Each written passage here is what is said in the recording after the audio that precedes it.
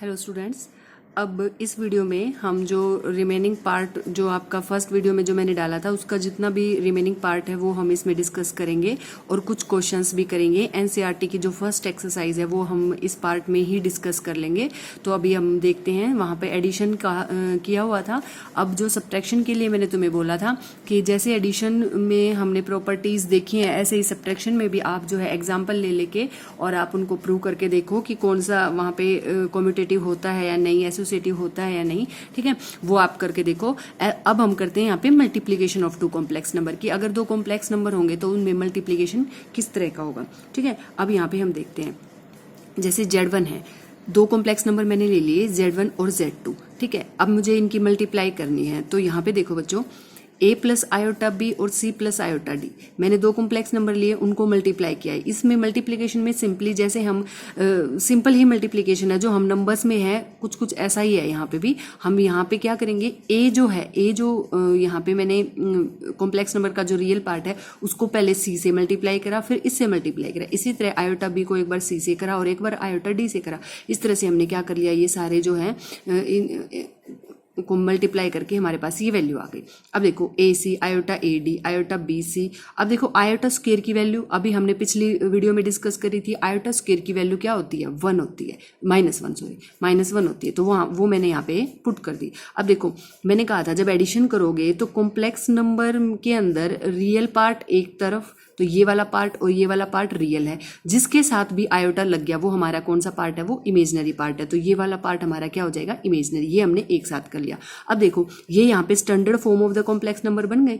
बच्चों मैंने पिछली वीडियो में ये तुम्हें बताया भी था कि हम जो है ना, कभी भी जब भी हम कोई भी कॉम्प्लेक्स नंबर उनको ऐड करें, सब्ट्रैक्ट करें या मल्टीप्लाई करें या डिवाइड करें, हमेशा जो है हमें जो आंसर देना वो स्टैंडर्ड फॉर्म है। वो स्टैंडर्ड फॉर्म क्या होती है कॉम्प्लेक्स नंबर की, a प्लस में आयोटा b, यानी कि एक कॉम्प्लेक्स नंबर हमेशा इसी फॉर्म में लिखा जाता है। उसका रियल पार्ट होगा और उसका इमेजनरी पार्ट होगा।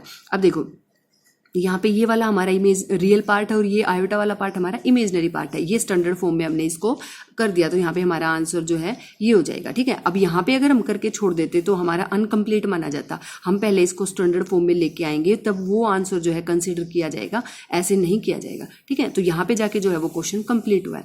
अब देखो इसकी भी प्रॉपर्टीज है मल्टीप्लीकेशन की, जैसे एडिशन की प्रॉपर्टीज थी ऐसे ही हमारी मल्टीप्लीकेशन की भी जो फर्स्ट प्रॉपर्टी है, जब भी हम दो कॉम्प्लेक्स नंबर को मल्टीप्लाई करेंगे तो एक नया कॉम्प्लेक्स नंबर ही आएगा। अभी हमने ये देखा था, मैंने यहाँ पे मल्टीप्लाई ही की थी, तो ये जो है ये हमारा रियल पार्ट था और ये हमारा इमेजनरी पार्ट। ये नंबर भी कैसा आया, दो कॉम्प्लेक्स नंबर के मल्टीप्लिकेशन से भी एक नया कॉम्प्लेक्स नंबर बन गया। ठीक है ना। अब यहाँ पे देखो आप, क्या ये कॉम्यूटेटिव होता है, मल्टीप्लिकेशन कॉम्यूटेटिव होता है या नहीं होता है। हाँ बिल्कुल होता है मल्टीप्लिकेशन कॉम्यूटेटिव। कोई भी एक एग्जांपल ले लेते हैं, जैसे फॉर एग्जांपल 2 + 3 आयोटा, एक कॉम्प्लेक्स नंबर मैंने ले लिया, एक 3 + में 4 आयोटा, एक दूसरा कॉम्प्लेक्स नंबर हमने ले लिया। अब जब हम इनको मल्टीप्लाई करते हैं तो देखो हमने क्या करना है, इस 2 को इस सारे से मल्टीप्लाई करेंगे तो यहाँ पे क्या आ जाएगा, 6 + में 8 आयोटा और प्लस में जब इसको करेंगे तो 9 आयोटा प्लस में 12 आयोटा स्क्वायर। हमारे पास आ गया 6 + में 8 iota plus 9 iota plus minus का 12, क्योंकि आयोटा स्क्वायर की वैल्यू क्या हो जाएगी, -1। तो यहाँ पे जो रियल पार्ट था, रियल पार्ट से तो 6 - 12 कितना हो जाएगा, माइनस का 6 प्लस में 8 और 9 कितना हो जाएगा, यहाँ पे ये हो जाएगा हमारा 17 आयोटा। ये आ गया हमारा एक नया कॉम्प्लेक्स नंबर आ गया दो कॉम्प्लेक्स नंबर के मल्टीप्लिकेशन से। अब अगर मैं 3 + में 4 आयोटा और 2 + में 3 आयोटा करूँ, यानी कि Z1 और Z2 की बजाय अब मैं Z2 × Z1 करूँ, तो क्या मेरा यही आएगा, देख लेते हैं अब यहाँ पे भी। तो यहाँ पे क्या हो जाएगा, इस 3 को मल्टीप्लाई करो, 6 आ जाएगा, 9 आयोटा आ जाएगा, प्लस में 4 को जब 4 आयोटा को 2 से करोगे तो 8 आयोटा, और ये फिर से हमारा प्लस में 12 आयोटा स्क्वायर। तो आयोटा स्क्वायर की वैल्यू क्या हो जाएगी हमारी, -1 यहाँ पे रखेंगे, और ये देखो हमारा -6 + में 17 आयोटा वापस वही आ गया। इट मीन्स हमारा जो हमारी मल्टीप्लिकेशन है वो कैसी होगी, कॉम्यूटेटिव होगी। ठीक है, इसी तरह से आप एसोसिएटिव भी देख लोगे। यहाँ पे आपको क्या करना है, आपको 3 जो है कॉम्प्लेक्स नंबर्स लेने हैं, लेफ्ट साइड में पुट करो फिर राइट साइड में पुट करो, वो एसोसिएटिव होगी। आपकी लेफ्ट साइड और राइट साइड क्या आएगी, हमेशा इक्वल आएगी, क्योंकि जो कॉम्प्लेक्स नंबर के अंदर जो मल्टीप्लिकेशन है वो कैसी होती है, एसोसिएटिव होती है। अब उसी तरह से जैसे हमने एडिटिव एडिटिव इनवर्स बताया था, एडिटिव आइडेंटिटी बताई थी, ऐसे ही हमारी मल्टीप्लिकेटिव आइडेंटिटी भी होती है। अब ये मल्टीप्लिकेटिव आइडेंटिटी क्या होती है, ध्यान से देखो बच्चों, यहाँ पे मैं तुम्हें एक एग्जाम्पल के थ्रू बताती हूँ। देखो जरा, मान लो 5 का ही लेते हैं, पहले मैं रियल नंबर में कोई भी है, जैसे कोई भी जो टॉपिक है, अगर उसको थोड़ा सा इजीली अगर मुझे तुम्हें बताना है, समझाना है, तो पहले जो तुमने पढ़ रखा है उसी से अगर मैं उसको कनेक्ट कर दूंगी तो तुम्हें ज़्यादा इजी हो जाएगा। जैसे मान लो देखो 5, देखो बच्चों 5 के अंदर मल्टीप्लिकेशन की बात है, तो मैं 5 के अंदर क्या मल्टीप्लाई करूं कि मुझे वापस 5 मिले, क्योंकि आइडेंटिटी मैंने तुम्हें बता दिया। आइडेंटिटी वो कि जैसे मान लो 5 है तो 5 ही रहे, 5 की इमेज मतलब 5 की जो आइडेंटिटी है वो चेंज ना हो, ठीक है ना। एक तरह से इसकी पहचान में कोई फर्क नहीं पड़ना चाहिए, ठीक है। तो मैं ऐसा कौन सा नंबर से इसको मल्टीप्लाई करूं कि मुझे वापस 5 मिल जाए, और वो जो नंबर आएगा वो 5 की आइडेंटिटी हो जाएगी, क्योंकि वो उसकी आइडेंटिटी को क्या नहीं होने दे रही, चेंज नहीं होने दे रही। अब यहाँ पे 1 ही एक ऐसा एलिमेंट है मल्टीप्लीकेशन के अंदर जो 5 से मल्टीप्लाई किया जाए तो वापस 5 आ जाएगा। तो हम क्या बोल सकते हैं कि 1 is the multiplicative identity of 5, ठीक है। इसी तरह से अब कॉम्प्लेक्स नंबर में भी ऐसा होना चाहिए। मान लो मुझे कोई कॉम्प्लेक्स नंबर z दिया है, ठीक है, मुझे a प्लस आयोटा b की फॉर्म में होगा हमारा कॉम्प्लेक्स नंबर, मुझे इसकी जो है आइडेंटिटी निकालनी है मल्टीप्लिकेटिव। मैं इस z से क्या मल्टीप्लाई करूं कि मुझे क्या मिल जाए, वापस से z मिल जाए। तो आप यहाँ पे देखो क्या मल्टीप्लाई करना चाहिए कि मुझे वापस से क्या मिल जाए, यहाँ पे z मिल जाए। तो क्या होना चाहिए हमारा, यहाँ पे भी इसकी आइडेंटिटी क्या होगी, देखो अगर मुझे 1 प्लस में 0 आएगा, अगर मुझे 1 मल्टीप्लाई, अब देखो बच्चे क्या पूछेंगे कि यहाँ पे आपने ना z को आप 1 से मल्टीप्लाई कर दो, z मिल गया। बट बच्चों कॉम्प्लेक्स नंबर को कॉम्प्लेक्स नंबर से ही मल्टीप्लाई करेंगे ना हम यहाँ पे, ठीक है ना। हमें एक कॉम्प्लेक्स नंबर की फॉर्म में ही आइडेंटिटी चाहिए, क्योंकि हम रियल नंबर में काम नहीं कर रहे, हम कॉम्प्लेक्स नंबर में भी।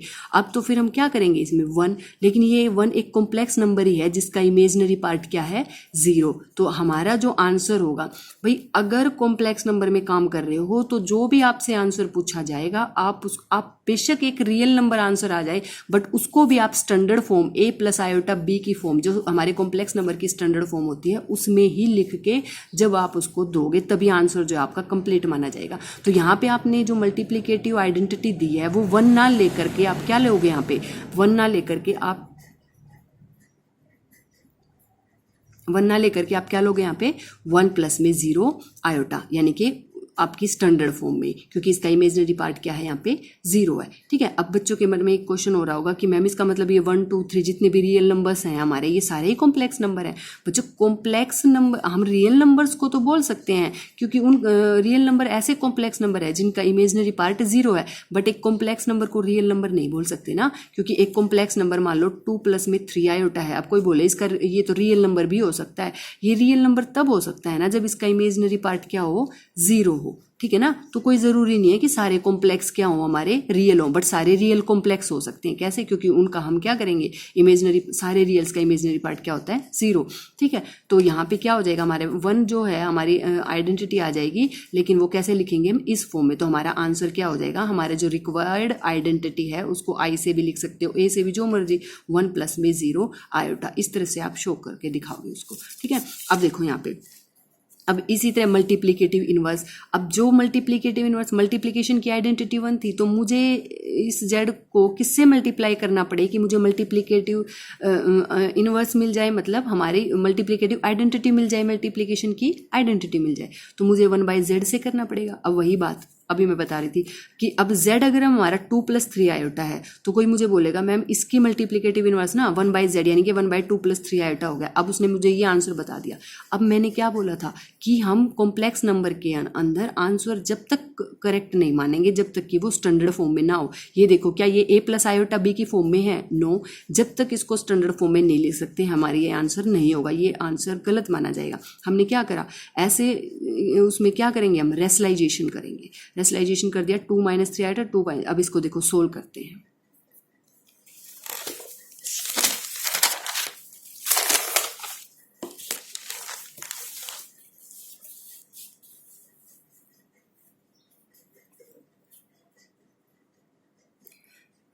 ये देखो, अभी हमने क्या करा, रेशनलाइजेशन करा, फिर 2 - 3 आयोटा, नीचे क्या हो गया। अब यहाँ पे देखो इसके अंदर भी a + b इनटू में a minus B equal to A square minus B square, ये वाली जो हमारे रियल नंबर्स पे ही काम करती है, वही जो है हमारी आइडेंटिटीज यहाँ भी इन पे भी जो है वो काम करेंगी। यहाँ पे देखो a प्लस बी और a माइनस में b, जब यहाँ पे हमने फॉर्मूला अप्लाई कर दिया a स्क्वेयर माइनस में b स्क्वेयर, ये देखो अब मैंने इसको सोल्व करा, 4 आ गया, 3 का स्क्वेयर 9 और आयोटा का स्क्वेयर आयोटा स्क्वेयर। अब आयोटा स्क्वेयर की वैल्यू आप सबको पता है क्या होती है, -1, तो -1 यहाँ पे क्या हो जाएगा प्लस, तो ये मेरा आ जाएगा 2 - 3 आयोटा अपॉन में 13। अब ध्यान से देखो बच्चों, ये जो डिनोमिनेटर है मैंने न्यूमरेटर के इस वाले नंबर के मतलब इस वाले टर्म के और इस वाले टर्म के दोनों टर्म्स के नीचे हम लिख सकते हैं इजीली, हमने ये लिख दिया। अब ये मेरा रियल पार्ट हो गया और ये मेरा इमेजनरी पार्ट, आयोटा वाला पार्ट मेरा इमेजनरी पार्ट हो गया और ये वाला पार्ट मेरा रियल पार्ट हो गया। तो अब देखो क्या ये a प्लस आयोटा b की फॉर्म में बन गया, a हमारा ये है और b हमारा ये है। अब देखो ये स्टैंडर्ड फॉर्म में आ गया। तो आप आंसर इसको हमेशा जब भी आप कॉम्प्लेक्स नंबर के अंदर काम करोगे तो आंसर आपका हमेशा इस फॉर्म में लिखा जाना चाहिए। स्टैंडर्ड फॉर्म में अगर आंसर नहीं होगा तो आपका आंसर जो है वो पूरा नहीं माना जाएगा या इनकरेक्ट माना जाएगा। ठीक है, अब देखो यहाँ पे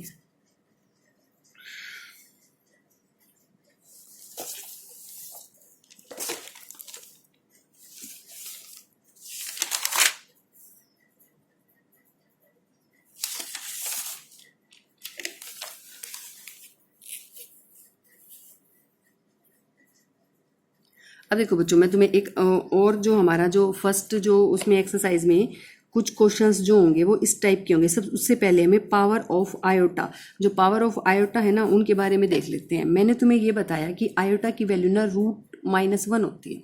ठीक है, तो आयोटा स्क्वेयर कितना होगा -1, आयोटा क्यूब कितना होगा, ठीक है, आयोटा क्यूब यानी कि iota square into iota, iota square की वैल्यू कितनी है -1 और इंटू में क्या आ जाएगा आपका आयोटा, तो क्या हमारा माइनस आयोटा हो जाएगा। आयोटा क्यूब की वैल्यू कितनी हो जाएगी हमारी माइनस आयोटा। अब मैं आयोटा 4 की बात करूं तो क्या मैं इसको iota square into iota square लिख सकती हूँ, तो ये क्या हो जाएगा -1 इंटू में -1। अब ध्यान से देखो कितना आ गया हमारा 1, तो आयोटा 4 की पावर क्या आ गया हमारा -1।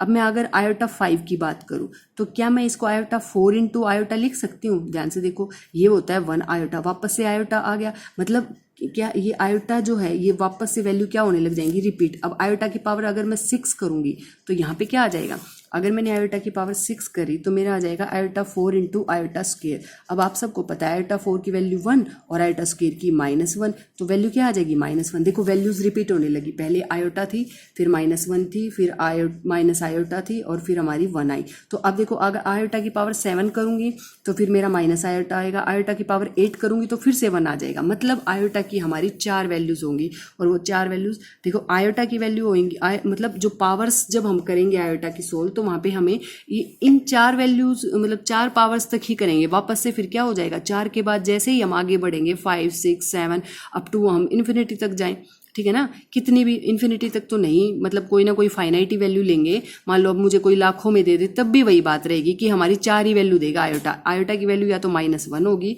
√-1, आयोटा स्क्वेयर की वैल्यू होगी हमारी -1, आयोटा क्यूब की वैल्यू माइनस आयोटा और आयोटा 4 की वैल्यू 1। हमारी आयोटा की पावर चाहे आप कितनी भी ज़्यादा बढ़ा दो ये 4 वैल्यूज़ ही मिलेंगी हमें, इसके अलावा कोई और वैल्यूज़ नहीं मिलेंगी, हमें रिपीट होने लग जाएंगी।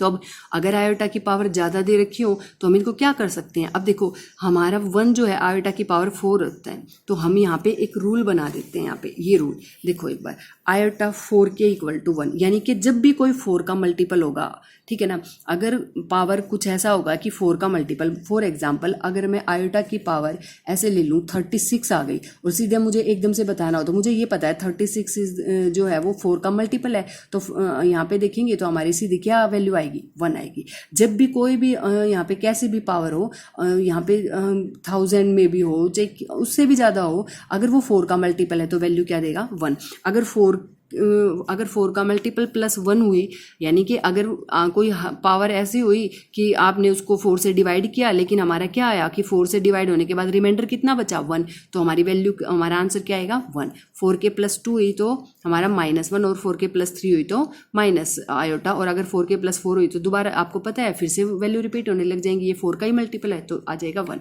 ये मैं कैसे कह रही हूँ, एक क्वेश्चन देखते हैं। देखो यहाँ पे मैंने किया हुआ एक क्वेश्चन, जैसे 598 है, मैंने क्या किया इसको 598 को 4 से डिवाइड किया, तो हमारे पास आया कि मैं 4 से 149 को यहाँ पे रिमाइंडर थ्योरम लगा दी ना हमने।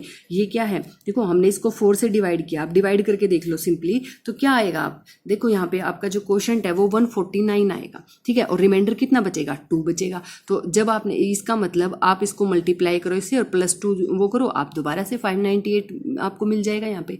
तो ये 4 का मल्टीपल प्लस में 2 आ गया, तो आपको पता है 4 का मल्टीपल होने का मतलब क्या है, इसकी वैल्यू कितनी आ गई, 1 आ गई, और आयोटा स्क्वायर की वैल्यू कितनी आ गई, -1 आ गई। तो ये हमारे पास क्या हो जाएगा, -1 आंसर हो जाएगा इसका, ठीक है। ऐसे हम कोई भी, जैसे मान लो मैं अपने मन से कोई भी दे देती हूँ 3 4 9 3 6, ऐसे ही मैंने अपने मन से कोई भी इतना बड़ा नंबर रख दिया, ठीक है। आप क्या करोगे, इसको 4 से डिवाइड करके देखो, 4 से जब हम इसको डिवाइड करेंगे तो आप जैसे कई बच्चे होते हैं कि मैम डिवाइड इतनी बड़ी डिवीजन, अरे 4 से भाग ही तो करना है इसको, सीधा हम क्या करेंगे, इसको देखो यहाँ पे आयोटा कितने पे गया, 4 8 जा, है ना, 4 8 जा, कितना रिमाइंडर बचा, 2, और फिर इसको कितने पे गया, 7 पे, 1 रिमाइंडर बचा, फिर कितने पे गया, 3 पे, फिर 1 रिमाइंडर बचा, फिर कितने पे गया, 4 पे। ये तो पूरा ही चला गया, ठीक है ना, ये तो किसका, 4 का मल्टीपल ही हो गया, तो वैल्यू क्या है इसकी, 1 आएगी सीधा, ठीक है। इस तरह से हम बहुत सारे एग्जाम्पल ले सकते हैं, जब एक्सरसाइज करेंगे हम उसको करते हैं। चलो अभी हम ना एक्सरसाइज डिस्कस कर लेते हैं।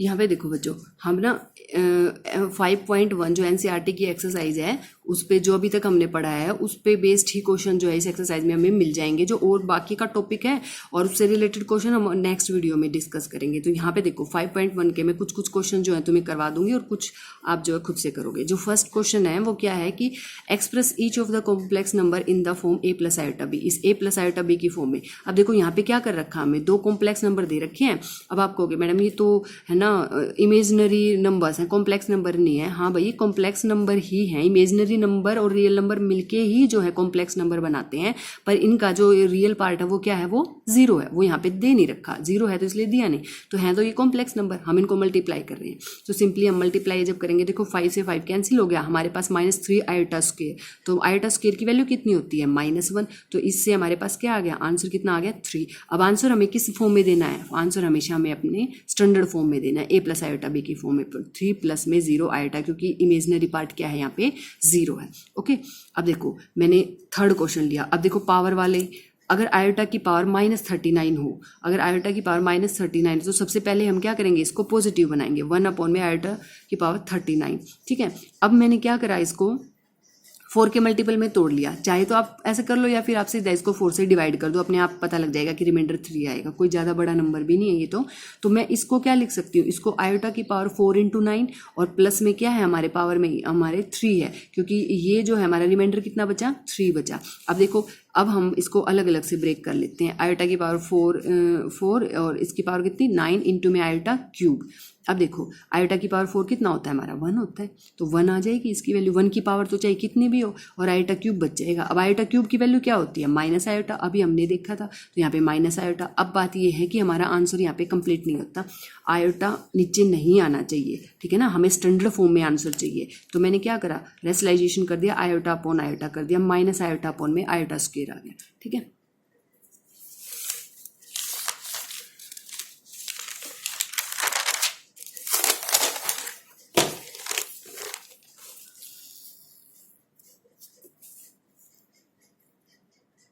अब देखो ये, अब आयोटा स्क्वायर की वैल्यू तो -1 और ऊपर माइनस आयोटा, माइनस से माइनस कैंसिल आयोटा। अब देखो इसको स्टैंडर्ड फॉर्म में कैसे लिखेंगे, 0 प्लस में आयोटा, ठीक है, ये हमारा आंसर हो गया। अभी देखो 7th क्वेश्चन है, 7th क्वेश्चन जो है उसमें क्या है, हमें ये क्वेश्चन दे रखा है और इसको सोल्व करना है और एक्सप्रेस किस फॉर्म में करना है, a + आयोटा b की फॉर्म में। तो सबसे पहले हम क्या करेंगे, ब्रैकेट को सोल्व करेंगे। यहाँ पे देखो प्लस का साइन है, हमने क्या किया, इसको ये इसमें क्या करा, हमने एडिशन करना है 2 कॉम्प्लेक्स नंबर का। अब देखो रियल पार्ट को रियल पार्ट के साथ करो और इमेजनरी पार्ट को इमेजनरी के साथ आपने इन दोनों को, इसको रियल पार्ट में रियल को ऐड किया, इमेजनरी को इमेजनरी में ऐड किया, और इस तरह से हमने क्या ये ऐड करके 13/3 आ गया और प्लस में 8/3 आयोटा, और ये हमने ब्रैकेट खोले तो ये प्लस का हो गया और ये माइनस का हो गया। अब मैंने यहाँ से अब ये इसको ऐड कर लिया है, अब मैंने यहाँ से इस ब्रैकेट को रहा है, अब ये भी एक कॉम्प्लेक्स नंबर है और ये भी फिर से 2 कॉम्प्लेक्स नंबर का एडिशन करना है। अब क्या करेंगे, रियल पार्ट को रियल पार्ट के साथ ऐड करेंगे और इमेजनरी पार्ट को इमेजनरी पार्ट के साथ ऐड करेंगे। तो देखो ये वाला हमारा आंसर आ गया। तो ये हमारी a प्लस आयोटा b की फॉर्म में है, हाँ बिल्कुल है, और ये हमारा आंसर आ जाएगा इस तरह से। ठीक है, इस तरह से हमें क्वेश्चंस को क्या करना है, सोल्व करना है।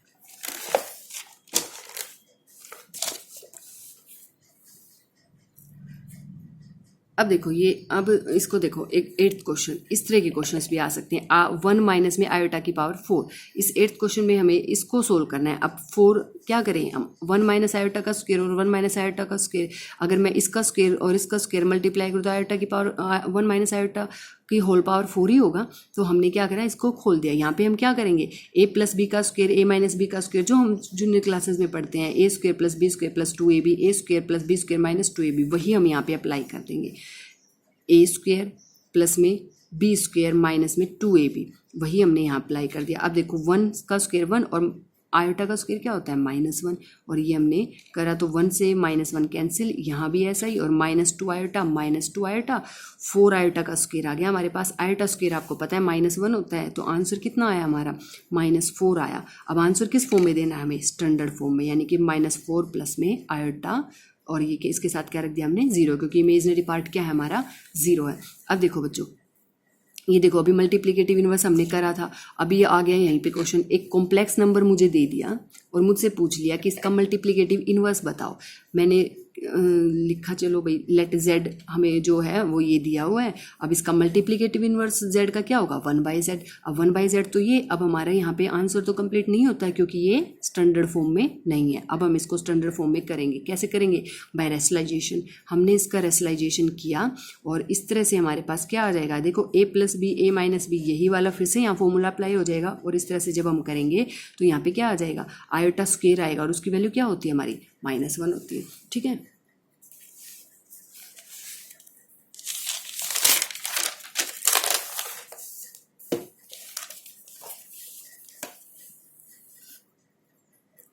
अब देखो बच्चों, ये हमने इसको सोल्व किया आगे, √5 - 3 आयोटा और 5, तो यहाँ पे हमारी वैल्यू आ गई है। ठीक है, अभी देखो ये हमारा रियल पार्ट आ गया और ये हमारा इमेजनरी पार्ट स्टैंडर्ड फॉर्म में आ गया। तो हमारा मल्टीप्लिकेटिव इनवर्स क्या हो जाएगा, ये हो जाएगा। इस तरह से हम जो है मल्टीप्लिकेटिव इनवर्स दे। अगर हमें एडिटिव इनवर्स बोला होता, हमें क्या दिया था, z हमें दिया था √5 प्लस में 3 आयोटा। अगर मुझे इसका एडिटिव इनवर्स देते तो क्या होता, वो -z होता, और यानी कि माइनस में √5 प्लस में 3 आयोटा, फिर तो आंसर हमारा स्टैंडर्ड फॉर्म में आ ही जाता। लेकिन अगर जब मल्टीप्लिकेटिव इनवर्स दिया है तो वो 1/z को हम पहले सोल्व करेंगे तब आंसर देंगे। ठीक है, अब जैसे नेक्स्ट क्वेश्चन है 14th question, express the following expression in the form of a plus iota b। अब इसको हमें क्या करना है, a प्लस, मतलब इसको एक तरह से हमें सोल्व करना है, बट आंसर जो है हमें किस फॉर्म में लेके आना है, स्टैंडर्ड फॉर्म में, a प्लस आयोटा b की फॉर्म में लेके आना है सोल्व करके। तो यहाँ पे देखो, ऊपर देखो, हमारा जो न्यूमरेटर में जो पार्ट था, क्या मैं इसको ये a plus B, a minus B, क्या मैं इसको a